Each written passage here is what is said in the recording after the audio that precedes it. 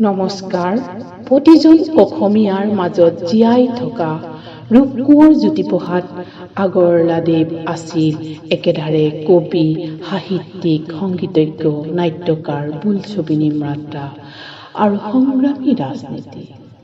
তেখেতৰ জনপ্ৰিয় অমৰ সৃষ্টিসমূহৰ ভিতৰত এটি কবিতা বিশ্বশিল্পী। এই বিশ্বশিল্পী কবিতাটিৰ পাঠ কৰিব বিচাৰিছোঁ। কবিতাটিৰ শিৰোনাম বিশ্বশিল্পী কবি ৰূপকোঁৱৰ জ্যোতিপ্ৰসাদ আগৰৱালা। শিল্পী মই তিনিও কালৰ, অতীতৰ, বৰ্তমানৰ, অনাগত ভৱিষ্যতৰ।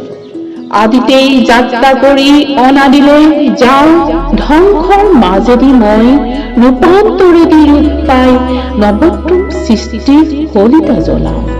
জনতাৰ হৃদয়ত মোৰ সোণোৱালী দেশ, মই পিন্ধো বিশ্বৰ বেশ। নতুন দৃষ্টিৰে চাওঁ সৃষ্টিৰ অনিমেষ, নানা ভাষা, নানা আশা, নানা জাতিৰ বৰ্ণ চিনি মই সুন্দিনী ঋণী। বিশ্বৰ জনতাৰ এক অপূৰ্ব সংগীত, সেই সংগীতৰ প্ৰতিধ্বনিৰ তোলে মোৰ গানে সুৰে সাম্যৰ সমৃদ্ধিৰ সৌন্দৰ্য। মহামহত্বৰ পাতিবলৈ শান্তিৰ নৱলোক। এই পৃথিৱীত মোৰ কল্পনাৰ মেধাৰ বুদ্ধিৰ মণিখাৰে মোকেই কৰি সংস্কৃতিৰ অপূৰ্ব আধাৰ, মোকেই শলিতা কৰি জ্বলাওঁ বিশ্বৰ চাকি, বিশ্বৰ জনতাৰ পূজা।